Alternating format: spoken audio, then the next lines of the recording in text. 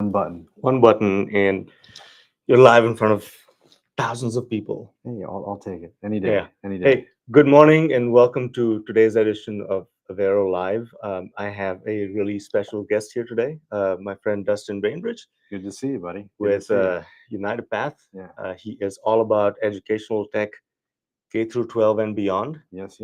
and the intersection of education, technology, and now AI. And he's been there before. He Yeah. has he has built and sold a couple of companies, Yes, sir. and all in EdTech. All in ed tech, Yeah, mostly assessment and curriculum. Correct. awesome. So before we get in, I wanna invite the audience to send questions. Get in the chat box, send your questions, comments, because we want to keep this interactive. Dustin has agreed to be here all day. I'm kidding. We have a lunch to get to after this, but really excited about learning about you, your company, why EdTech, and what you're trying to do now. But before that, if you haven't told us already where you're joining from, please pop it into the chat box. Um, Go subscribe to our channel. Lots of great content on there, just like this. And I'm really excited about this conversation today. Uh, Tell me about you, because I don't think people grow up wanting to be in an EdTech entrepreneur. That's not a thing when you're growing up. Yeah, So no, where'd you start? my path was really focused on kind of grit and hard work. I grew up with my dad, and he was a butcher for almost 40 years, and so just 7 days a week, working your tail Yeah. off in order to really just put food on the table. I remember vividly as I was in high school, because I thought the path was, which obviously is not a bad path, Yeah. is go graduate high school, get a job, and stay there for 40 years, because that was the kind of generational cycle what people would do. And I remember him telling me one comment was, "Son, I want you to work with your brain and not your back." And I thought, right at the time, I was like, "No, I just want to make money." Mm. So it encouraged me to go to college, and really opened my eyes up through that process. And I kind of started seeing this kind of connection between, wow, if you go and get an education, look at the opportunities that open up and exist for you. And it's about investing in yourself. And so I thought this would be a great resource. And during college, I worked really two jobs. I was a maintenance supervisor, or a custodian. I wake up at 3 a.m. and go clean the rec center. And And where was this? this was at UC Riverside, Okay, so California. University of California at Riverside. And I needed some extra money to pay rent. So I remember seeing this at the rec center. It said, "Hey, get a job, become an SAT tutor for $25 an hour." And I was like, $25 an hour? How much beer could I buy with that? Yeah, You know, that's it a was lot of just money. as a college kid, and it was just a great thing. So I remember walking into the Princeton Review, and they said, "Hey," because it's a big test preparation company that helps kids Yeah. for SAT, ACT, MCAT, all the graduation or Mhm. graduate level stuff. And they said, in order for you to be a tutor, you have to take the SAT or test, and you have to score in the 95th percentile. And I was like, "Well, when can I take it?" They're Yeah. like, "Well, anytime you want." I was like, "Give me the test." I Schedule it. need $25 an hour. So that's what kind of got me on my journey set Yeah. for kind of understanding the educational process, both from a family perspective, but also a business perspective in that way. So, Yeah. yeah. And then uh, you built companies after that. It's like this. What did you do post the SAT? So I was leaving Princeton Review. It was about a couple of years, about 3 years after I graduated, because I got Yeah. a job there full time. And the interesting part about this was I'd left the Princeton Review, and I get this call from the school district in California, and it was a gentleman I had known for some time. He was like, "Hey, Dustin, do you have anything for the California High School Exit Exam?" It's an acronym. It's called the CASE, which was basically a state mandated exam Mhm. that all kids starting their sophomore year had to take a math and a reading section of it. And if you didn't pass, you didn't get a diploma. Oh wow. So imagine working your tail off for 4 years. You can't pass this test, which was very low grade level standard. Yeah. And you're just not a good test taker. They sent out over 100,000 kids over a certain year period during that time frame, from about 2007 till 2013, with no diploma. So you had the option of going to get your GED. So I said, "What do you need?" He's like, "I'd like to know where my kids are at before they take this actual test." And so I'm like, "Well," he's like, "Do you have any benchmark tests, like practice tests?" And I was like, Yeah, when do you need it by? Didn't have anything. Yeah. He goes, well, I need it in the next 3 months because we're going to do these assessments. So I went home and I printed out. I went online because all these state exams, the blueprints are online. Yeah. I remember I was in my garage. I just got married. I was in my garage looking all the state standards, and I was like, oh my gosh, I can create a benchmark because they're just basic exams by grade level. So I did. And fast forward from 2006 to 2013, I'll just never forget. I had pallets of paper lined up in my driveway, and I was printing. So I would charge the school $7.75 a kit for this exam. I'd ship them the exam with scan forms. They would administer the exam and ship me back the scan forms. I'd score it right away and get them back the results that looked like the state. And the cost to me was 46 cents. And I was selling tens and tens and tens of thousands of the exam daily, all throughout California. And it was a wild ride. And it was a running joke. It was just like I'd have pallets of paper and printers in my garage. I'd have a partnership with FedEx Kinko's. And that's what kind of got me in the entrepreneurship mindset of thinking about, like, when you have a state-funded exam and you have kind of the drive to do it. What's that? Static on the mic. Oh, can you not hear us? But can you hear what we're saying? No? No. Is that better? Terrible static on LinkedIn. Okay, sorry about that. Sorry to interrupt. Oh, you're good. No, thank you. I just good. wanted everyone to be able to-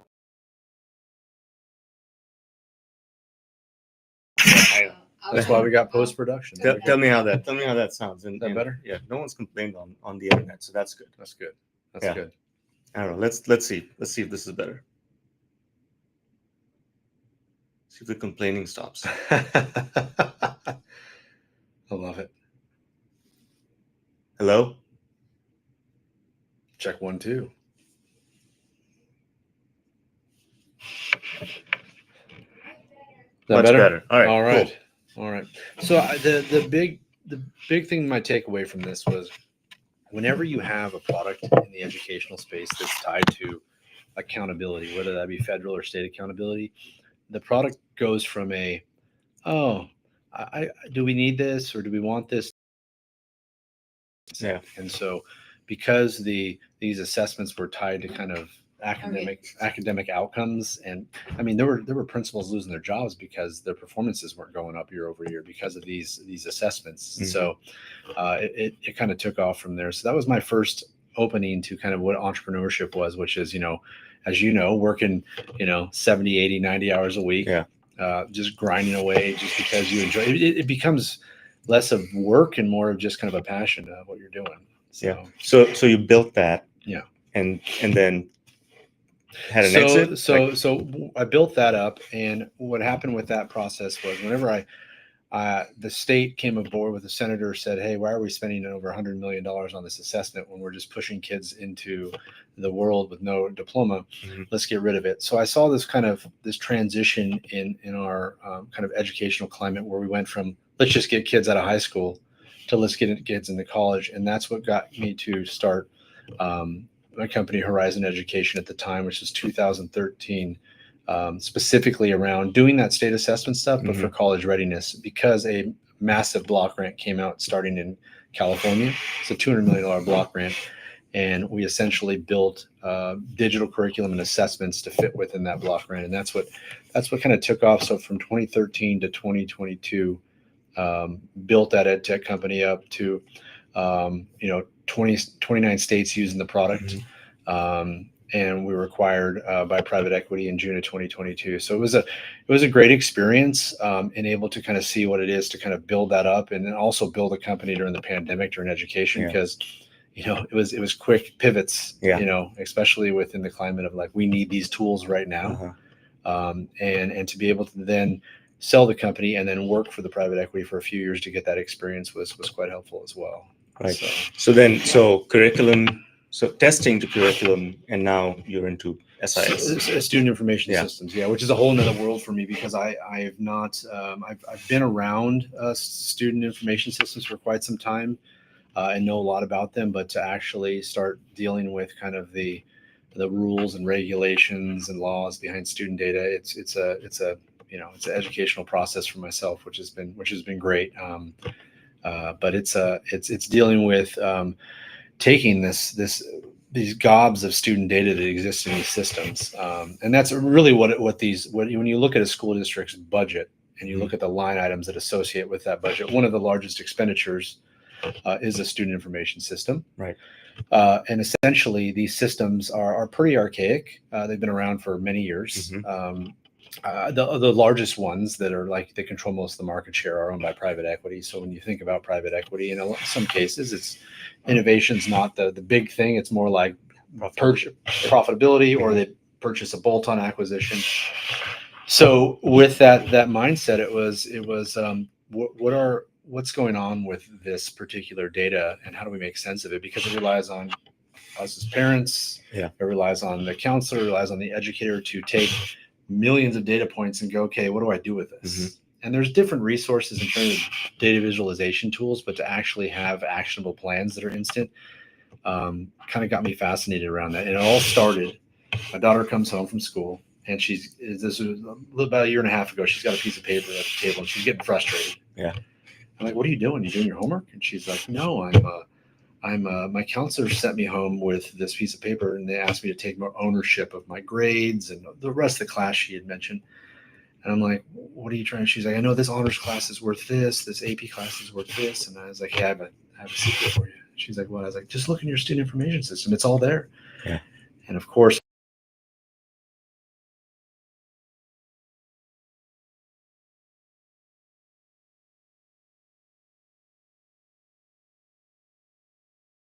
on. Anyway, yeah, we're back.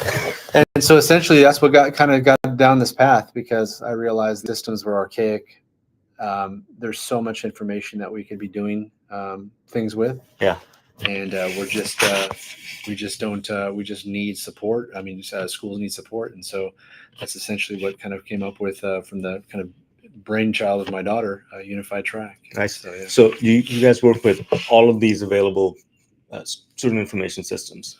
So the go-to-market was in California with a student information system called ARIES. And there's quite a few student information systems across the U.S., nearly probably 200 or so. Yeah. About 7 or 8 control vast majority of the market. But integrate with the other student information systems. So once you get to a certain revenue milestone, then we kind of look and say, okay, who are they? Like here in Knoxville, Knox County and around, we have Aspen, which is a big one here in the public school system. Midwest, we have Skyward.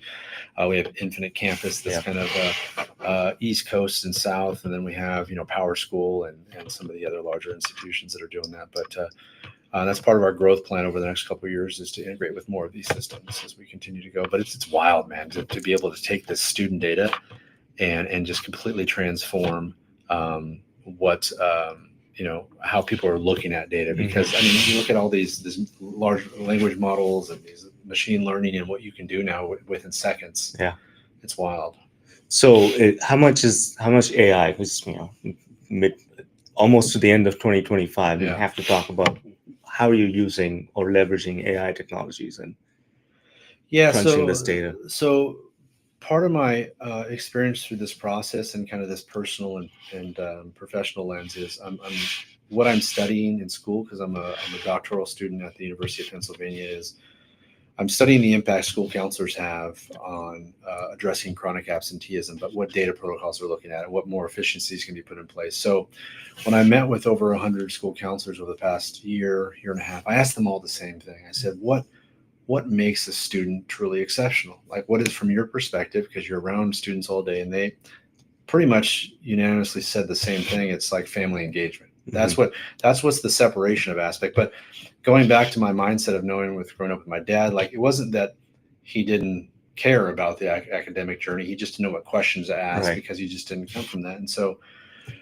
how do we do that? And so what we're doing with AI is through these kind of automated progress reports, is we are taking the data from these systems and leveraging large language models and different algorithms that we've built, and we're simulating what good parenting and what counseling sounds like. from that student. So imagine being able to get just this constructive feedback based on the data that it's obviously recognizing within these systems, these millions of data points from your absentee rates to your GPA to your performances, to your behavioral aspect issues, to your learning difficulties, to your IEPs, your 504. So everything's there. And what it's doing is it's obviously not only giving you feedback, but it's providing a response intervention plan for you. So it's like, oh, hey,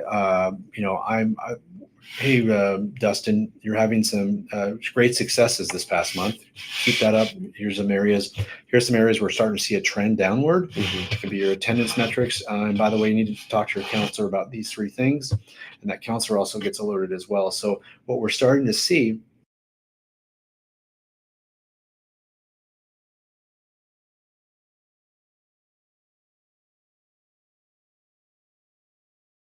what we're starting to see is students going to see their counselors with more of a position of strength, having more guided conversations, because it's wild. I mean, 500 kids to one school counselor by grade level is our national average right now. Wow.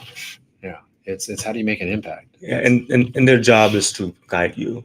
And how are they doing it without deep dives into data? Like, what do they have today outside of your product? I mean, a lot of it's is manual data processing, manual data queries, or manual history, right? I know a student who can work with them in the past. And if you look at like right now across the country, you got 471 students to one school counselor by grade level. I mean, some states like Arizona, you're looking at above 700 students per grade level to one counselor. Yeah. And obviously, you can correlate the graduation rates in Arizona are lower than they are, say, in California because of the number of counselors to students. But a lot of it is obviously the relational aspect. But imagine you having 500 close friends that you had to manage on a weekly basis or monthly basis. It's very difficult. Right. So what you end up doing is you end up kind of focusing on kind of cohorts or segments that say students who are having the most challenges, let's just say in terms of behavioral challenges. I mean, when you and I went to school, they used to call them guidance counselors, which was, we're going to guide you through this. Now they're called school counselors because they're dealing with academic progress. They're dealing with college readiness. They're dealing with career readiness. They're dealing with behavioral issues. They're dealing with social emotional issues. I mean, there's so many things now that they deal with. And you end up having a lot of kids fall through the cracks. Yeah. So this reminds me of a project I did with the state of Oregon. This is like 2013, 2014. Their grand vision was having a longitudinal student information system, or a student longitudinal data system, whatever.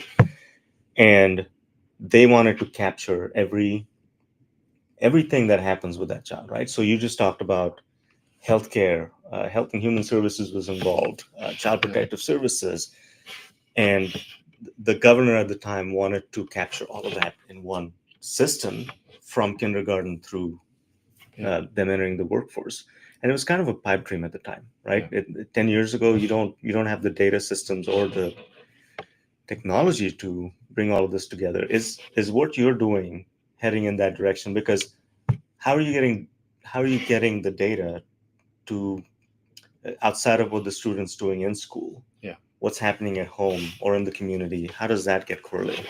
And that's a great question. And I think, as far as kind of entry point number one, whatever lives in these student information systems, we can grab onto. There's the aspect of, I asked my daughter, like, why aren't you more involved with your student information system? And it was pretty much the same thing as I realized that inputs equal outputs. And essentially what that means is if a student, when you log into a student information system, it's a bunch of static data. It's a bunch of just, raw, numbers and cents. And so students, when there's no engagement around like, hey, what do I do this?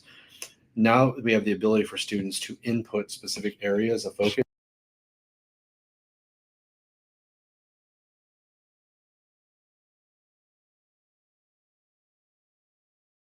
All right. Simulate different pathways. So we're starting to see more kids and we're collecting different data points based on kind of entry points of students as well as educators. But because there's so many solutions that connect with student information systems, we can be able to start to pull that information in, but also look at external stuff. And this is the exciting part for us right now, because I get the question a lot is when you go back to your longitudinal data focal point, you say, okay, what is the design focus of the United States Department of Education? And a lot of it was Not all, but a lot of it was around research design and elements around how are we tracking graduation rates across the country by state, by cohorts, by subgroups, by demographics. How are we doing the same thing around absenteeism rates? Because obviously absenteeism post the pandemic, even before, are grave areas of concern because there's a lot of money tied to it. So all these things that are being kind of dwindled down and some of it just removed from their purview are now being pushed to the states. Mm. And so the states are still going to be held accountable for all of that. But you have an option now because it's pushed to your district is what do? Do you hire 3 or 4 FTEs to manage this now? Or do you use a system that can obviously do this for you with instant using, leveraging AI and different data analytics? So we're starting to look at different data protocols that exist outside that we can triangulate some of that data, being able to push in. Because we notice that if we're putting more inputs in from different sources, it's going to allow us to have more of a holistic view of these kids, not only their inputs, but third-party inputs as well as the student information system in there, and getting some stronger data points from there. So our next venture, which I'm excited about, is within the actual team, is starting probably Q2 next year. Having the ability to ask defined questions about your data. Mm-hmm. And get specific insights on that data. Because I just met with the superintendent last week that said, hey, we spent a week looking over our absenteeism rates and who are our kids, where are they falling into, what subgroups, who are the kids that have historical patterns. And we spent a whole week looking through this. And by the end of the week, we're exhausted and we come up with probably just a suggested guideline, but to be able to do that in seconds. Yeah. And to be able to kind of just start asking questions, create those models to be able to do that.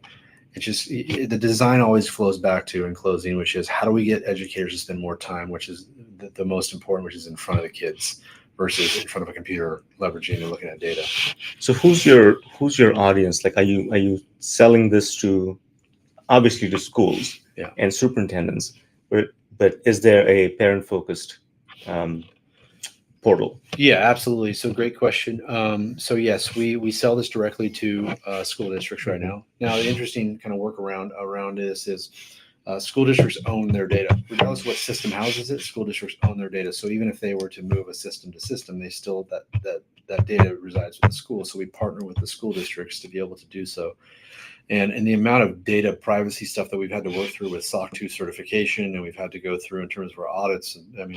It's one of the things that's very important to us as we go through. But the biggest thing is once we partner with these schools is being able to have a very defined onboarding and implementation plan that includes also engaging with the counselors and educators, but also the parent and student side of things. Because it's the most impactful thing that gets me up in the morning is if a parent can go into speaking with an administrator or a counselor to school with a clear focus of what the conversation is going to be about because of the analytics that are provided to them, saying, hey, here's where my kid is at, here's why this parent needs to see the counselor, and here's particular areas of focus.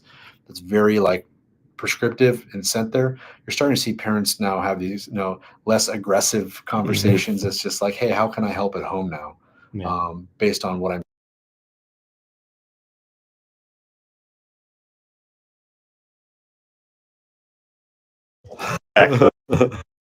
You should sell children, and this. So we were talking about parents, so student themselves, right? You said you need for owner of data. So what are cool things you're seeing from students that have access to data can have meaningful conversations with? What sort of ownership can they take? And not, are you finding students are taking options that they want to pursue, or right, students and counselors and having conversations? Absolutely. One of the things that off pretty is the whole simulation. So because of access to the codes, which is basically classes available at school, right? We have just a AV is a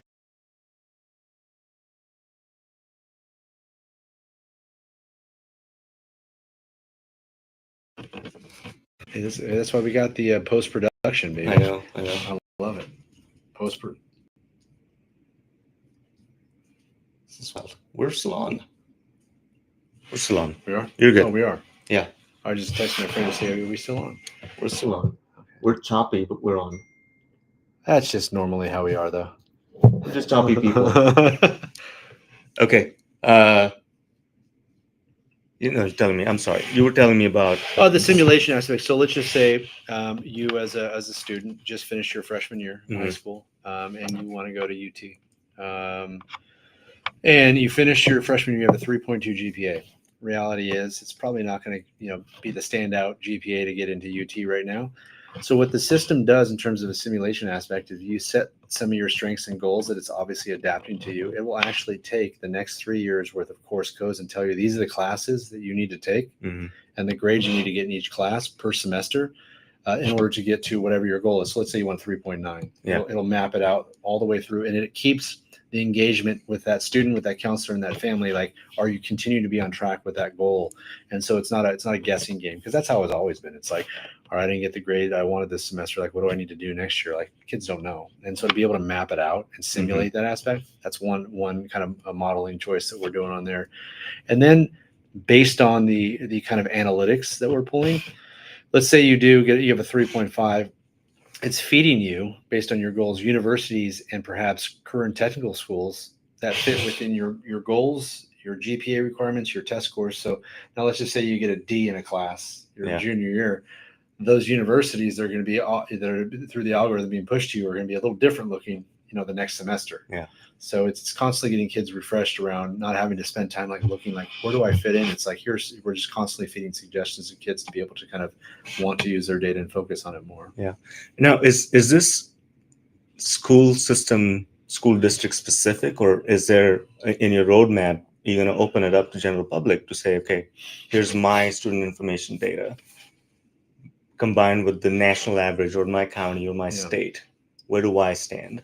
Yeah, there's a lot of different verticals. I think, that's one of the things that we're kind of thinking through kind of.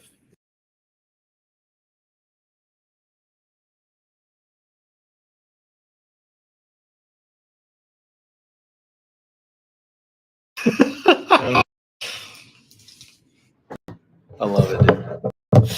Pivot. You just said pivot. We're gonna pivot. I'm just gonna go to this. How's that? Is that good? That's good. Let's see if someone complains. All right. You were saying the product roadmap. Yeah, as you look at verticals up and down, I mean, things that we kind of think through is like within higher ed. I mean, think about the higher education institutions that also use student information systems. We have this kind of across the country. Students typically, did you know the most common reason? I didn't realize this. Most common reason students drop out their first year in college. What's that? Take a guess. Take a wild guess. I don't know. They don't have transportation. They can't get along with a roommate. It's the social aspect. That's the number one reason. I mean, there's other things like missing home and academic, but challenges. they drop out because they don't like the roommate. They just get in this social anxiety aspect. They just can't live with somebody or be around somebody their first year. So that's the number one reason. I didn't realize that. I was reading an article about that. So the verticals, as I was talking about, is in higher education, being able to capture kids early on before they drop out of school. Because think about every time the University of Tennessee admits a student who accepts it and they leave after their first year or first semester, that's lost revenue for the next 3 years. Yeah. And so being able to be able to associate absenteeism and risk factors associated with that are one vertical. And then you obviously your vertical down as your middle schools and your elementary schools. But there's a lot of longitudinal data we can start looking at comparative to based on the predictive analysis of what's this district doing in this state that's effectively has similar subgroups and demographics, and what can they be doing over in say California versus New York versus Tennessee, and being able to translate some of those best practices from there. So how do you guys stay compliant with, like, FERPA comes to mind, right? It's the privacy rules that regulate data or privacy in education. So when you go sign up a school district, how does that work?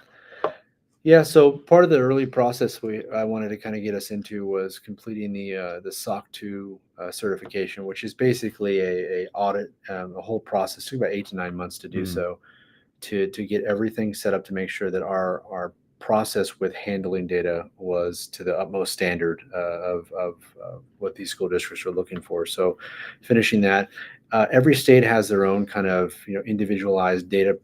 Student data privacy agreements, typically statewide. Sometimes the larger districts have their own unique, maybe offset. We started this in California because that's where I was from, and kind of just the large student information system out there, Aries, it controls a lot of the market. But California has their own NDPA. that we provide to school districts upon contracting. Because that was a big thing, is when a district is interested in working with us, I'm providing them already kind of a pre-filled California NDPA proposal, everything that they need to kind of get started. But it's just making sure that the protocols match what their expectations are, and dealing with student data. Because it's like you said, it's a whole new world for us. But having to go through these audits every 3 months with kind of these SOC 2 audits, make sure that, we're set up for any sort of challenges that may exist, for any data breaches and so forth. So our clients are the same, right? We work with government, and trying to sell technology into the government is a long process. Yeah. Right. It's not as easy as, you like my product, here, buy it. It's Yeah. a long process. And now when you start talking about AI enabled products, there's also a pushback on people not trusting, what happens to the data after. Yeah. I know you've SOC 2 compliant and all that, but there's just this fear or uncertainty, lots of bad news about AI. Are you facing some of those headwinds? It's a great question. I think that, I went around and I found about a dozen mid sized districts, and I asked them all, like, what are they doing to kind of start the movement around AI? And surprisingly, as you probably know, as well, just as well as a lot of people, education is probably one of the slowest moving industries, and so not having the clear directive plan in place is a challenge. I'm finding that these more of like early entry market processes, like being a partner with them and navigating through this with them, has been more of a conversational piece versus like, what are you doing with our data? It's AI. I think they're excited in most cases about AI in terms of the efficiencies around it. But I think, with some of these more forward facing, faster paced organizations or industries, we would probably get a lot more of that. But I think it's just, like the way we're positioning this is like the entry point with AI in your district and how you leverage AI. And we're doing this and building in conjunction, because it's the most wild thing. Check this out. And this goes into leveraging AI as well. This kind of opened my eyes up. So last summer, if you wanted to build feature A and B, you sat down with your design team and you spend, a couple of weeks creating the wireframe, designing out how it's going to add to your MVP, do these things. It's probably going to cost you over 5 months, these feature A and B, $50,000-$60,000 just for these two features.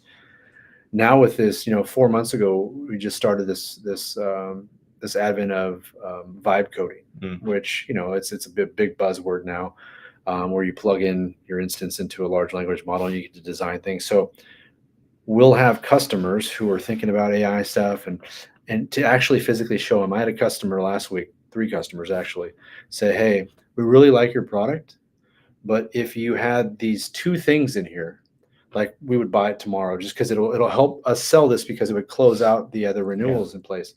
So I contacted our CTO, and we got a couple of computer science guys, one from UT, one from Penn, who are computer science degree majors.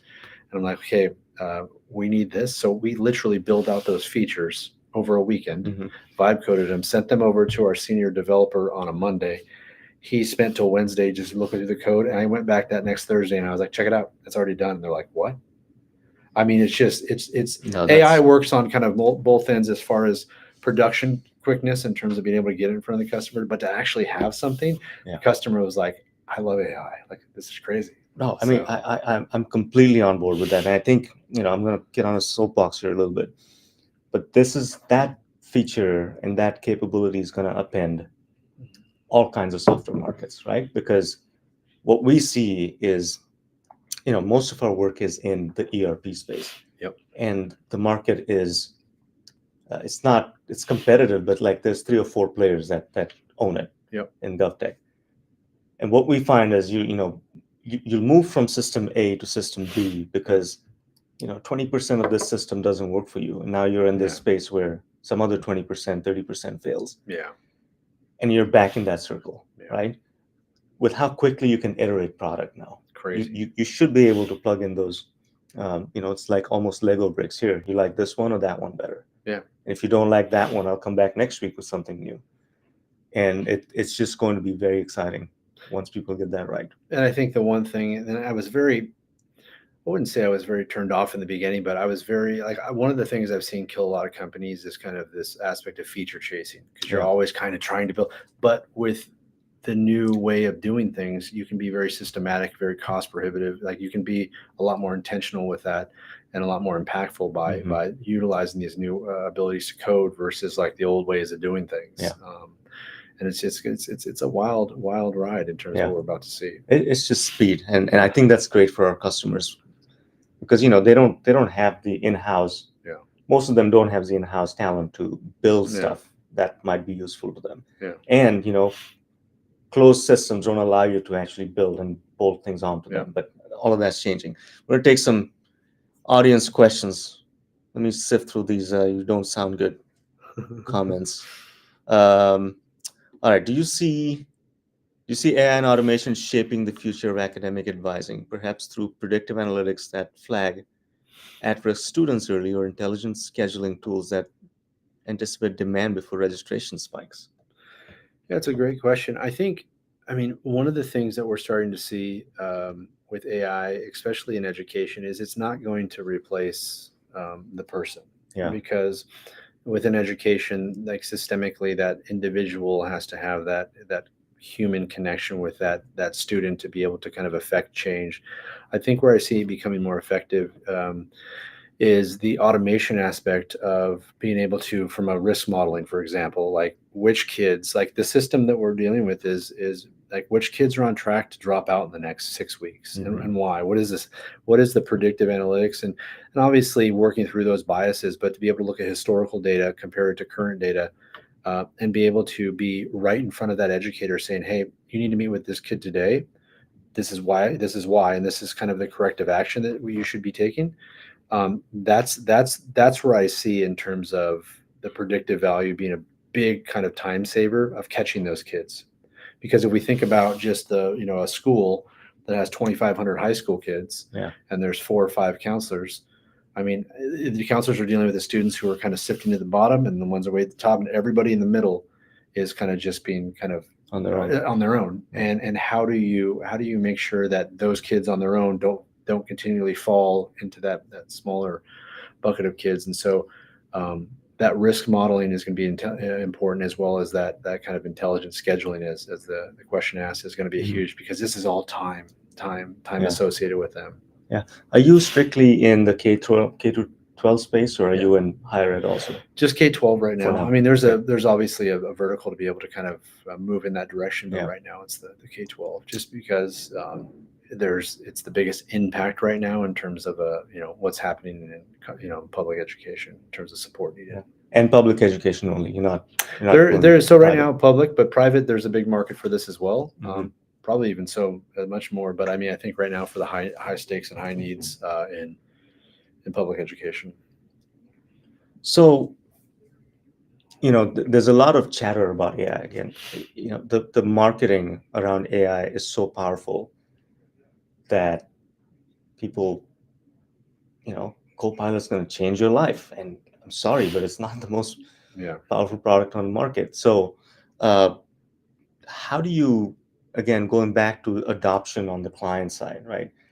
We are facing these issues where clients will call us and say, hey, Copilot doesn't work for me, but they haven't done the work of making sure the data is right, that it's in the right space, that it's clean and useful. How much pre-work do your clients need to do to take advantage of your system? So that's a great question. I can tell you're thinking through this, because it's exactly the opportunity and challenge that we come across in these cases. Sometimes we'll walk into a school or a district where it's very clean, and a lot of this data needs to be clean, because you're providing these reports in terms of the overall reports to the state and so forth as part of your kind of accountability plan. But part of our onboarding process is to make sure that because we're pulling the raw data out, and we can help out with cleaning up a lot of that, but when we're dealing with attendance data that needs to be obviously inputted every day, when we're dealing with kind of academic data that needs to be put in either monthly or semester wise, there is human error with our system, we're able to catch that instantly, and then obviously work with the customer to kind of do that. So once we get the foundational tools set up from the start, the ongoing process is pretty seamless. But there are districts where you look in their student information system, you're like, oof, You gotta spend a little time through the onboarding to get them up, and overall they appreciate it because we've caught a lot of things that have just been sitting there for a long time. Yeah. So, all right, let's take some more questions. What's the biggest data standardization challenge for K through 12 right now? the biggest data standardization challenge. I think there's, like for example, we have a challenge right now, like for example, in the state of Tennessee, there. Well, and I go back to my days back in the college and career space. We've all heard about the SAT and ACT. I mean, the ACT here in Tennessee is the state test. It's when we think there's kind of two avenues. There's college readiness, and then there's state required and mandate. I remember reading articles about the state of Tennessee when the pandemic was happening. Like, we have 100% ACT completion rate. I saw that. And it was because that's a big thing for the state. And there are other states, like you got Illinois that's ACT, you got Michigan that's SAT. So they use these tests. Now, these tests are what they call norm reference tests. So what you're learning in the classroom, which are state standards, and what you're doing on this SAT or ACT, there's not a lot of overlap. And so one is a standards-based aligned exam, one is a norm reference exam. So what we're starting to see is a dichotomy. It's like we're seeing the unstandardized process of like what you're learning in the classroom is not translating in a lot of ways to getting ready for these big high-stakes tests. So it's been an issue, especially in the 29 states, is you have a lot of kids who are doing really well in school, but they're not doing well in terms of these high-stakes tests. And it's the process, because they're apples to oranges in terms of that. So in terms of trying to standardize that process, either making the tests more efficient to match what's being taught in the classroom, or changing the standards, which is not going to happen in terms of the academic standards to be more in line with the tests. That's the biggest challenge right now that I see in terms of just getting kids ready for kind of post-secondary education or the career force. And, I'm going to switch gears in a little bit, like just the future of education, right? I mean, when I went to school, we didn't have computers, right? I had access to my first computer when I was maybe 16 years old. And now you have the ability to learn anything in your pocket. Within 30 minutes, you can be an expert on, student information systems or whatever. What's the place of AI in education going forward? Because you talk to educators, and there's a debate about AI generated essays and reports, and how do you know what's been generated by the student and what's their original work versus what came out of ChatGPT, for example.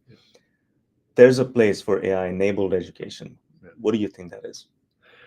Well, I think what's taken off right now, and will continue to have some solid legs underneath it, is our teacher-supported tools around AI. I know there's big companies like Magic School AI, and I know here in Knoxville we have Teachcraft, and these tools that save time for educators to create more efficient things, like auto-generated lesson plans, auto-generated quizzes. I mean, these are things that help the teacher navigate. So teacher tools have really taken off. That's like the first stage of like the AI kind of influx in terms of education. I do see like we've gotten kind of this push from the federal government to kind of involve AI more during the school day. I think that next phase is going to be looked at in terms of like the student data, but everything is going to come down for the educational process. Is I get to work at 7:30 in the morning at my school, for example. That's as an educator, and I'm done at 4:00 on just generally, unless I'm doing sports or anything as an administrator. But that's a short amount of time during the day, and I have to effectively make change and deal with all of these things. So if AI can help me be more efficient in terms of me supporting my kids, then I think that whatever tool that's going to be is going to allow for just that open opportunity to engage, because it's not going to replace the teacher. It's not going to replace the counselor. I think that there are going to be tools that help support some of these initiatives when you have 500 kids to one, and the average school counselor right now across the country is spending 6 minutes per year per student talking around college and career readiness. Like, how do we offset either giving back more time to the counselors or creating a tool that's AI driven that will help spend more time on that kind of college career aspect of that conversation? So I think that we're just at a lot of industries are way ahead of education, but I think right now it's about time saving associated tools, teachers are really the drivers right now, and then we're going to start seeing more student data being overtaken, especially when we get more guidance from the federal government on like how are districts going to manage more from a state to federal level around absenteeism and graduation rates and that. So 6 minutes per year per student. yes, That's national. National. So national data shows that the average school counselor only has enough time to spend 6 minutes per student per year talking about college and career readiness. Mhm. And at best, a student in high school will get 2 touch points with the school counselor for that academic year. And it's not because they don't want to; it's just there's Yeah. no time. So where can people learn more about Unified? So I mean, really at unifiedtrack.com is the best place to kind of start looking through kind of some of the things that were designed around. Obviously, released in California, and my daughter's been kind of pushing a lot of this stuff out, getting excited. And that was a big thing that I look back, and it really kind of it's been an exciting part of my life. So the first 7-8 years of my daughter's lives, I was never home. Like I was traveling all around the U.S. I mean, my wife used to make the running joke. We'd have a calendar on the fridge, and I was gone over 200 days plus in a year of the 365. And even when I was home, I was disconnected because I was trying to do work. Because when you're, as you know, building a business, it's you're going to do it, or somebody else is going to crush you doing it. And so, like literally acclimating more with my kids. I mean, I always say the best thing from a time associated standpoint in my family was the pandemic. And like I said, it took the world shutting down to actually be enclosed with your kids. But now that my daughters are in high school, like this has been like when we kind of thought this idea, I made my daughter was super jazzed. She sat down with me, we designed the wireframe together. And not only we designed the wireframe, once we designed the wireframe, we met with the developers to design the MVP. So she'd do her homework till 10 o'clock at night, and then we get on for an hour and a half every night and meet with the developers to talk about kind of, what color patterns, how does this button fit here, what goes on here in terms of what, the integration aspects with the student information system. And then once we got the MVP, putting together kind of the sales and promo stuff and just kind of having her this experience. And I mean, she's a junior now in school, and I think that to see this evolution, like I get to share this with her. And I think that's probably the primary reason my wife was like, okay, you can start another business if you do this with your daughters. That's amazing. But to see that and have her wheels turn in her head going, wait a minute. Because we're going, I applied, we got into this kind of accelerator through Harvard, and during their fall break, we're flying up to there, and she gets to see like what it is to kind of meet with it's through their iLab and meet with the teams at Harvard and how they, what a pitch looks like and what it is in terms of what is venture capital, that kind of stuff. So it'll be another world. So when she applies to school, she'll get to kind of use some of that moving forward. And is this what she wants to do? Yeah. So she was always bound and determined, I want to be a doctor in medicine. And I was like, well, let me show you the pathway of that. I must be supportive. And then she got to see kind of just the excitement, the passion, the freedom around entrepreneurship and business and what it takes to actually build something from start to finish. And like, how you can, for example, as a physician, you're affecting and supporting and changing lives within this ecosystem. But as an entrepreneur, your reach goes, nationally, if not globally, because of what you're doing. So just making that impact. Yeah. Well, that's amazing. And thank you for what you're doing. I think it's very important work. It's exciting. For a techie, it's fascinating because of what you're doing, the nuts and bolts of it, but the impact that you're going to have on the community. Look at you, man! I'm geeking out over here. No, Dude. I couldn't even get audio right. You've worked your butt off, man. This is like the I'd love to show her this and just show her like. No, bring it by anytime. When you work hard, you get to see like look at the fruits of your labor. Because I always said, you can have anything you want. You just got to work hard, and you just got to meet the right people. And I think a lot of it is just the aspect of networking too. Curiosity, really. I mean, you have to be curious about solving problems and learning new things. So, but again, thank you for your time today. Let's go get some lunch, and we'll do this again with better audio. Hey, I like it like this. I made a comment about Grandma's basement. We got a little bit of it out here. I love it. Well, there's a comment. This is, hello, sir. Please reply. You want to reply? Let's do it. Hey, is that Ritesh? Good to see you. Yeah. Hi, Ritesh. We replied. But thanks for joining us today. Go check out other content on our channels. We'll be live here again next week, and hope to hear from you. So awesome. Thank you, Justin. Always a pleasure. Take care, man. Yes. Bye-bye. Let's see if I can turn this off.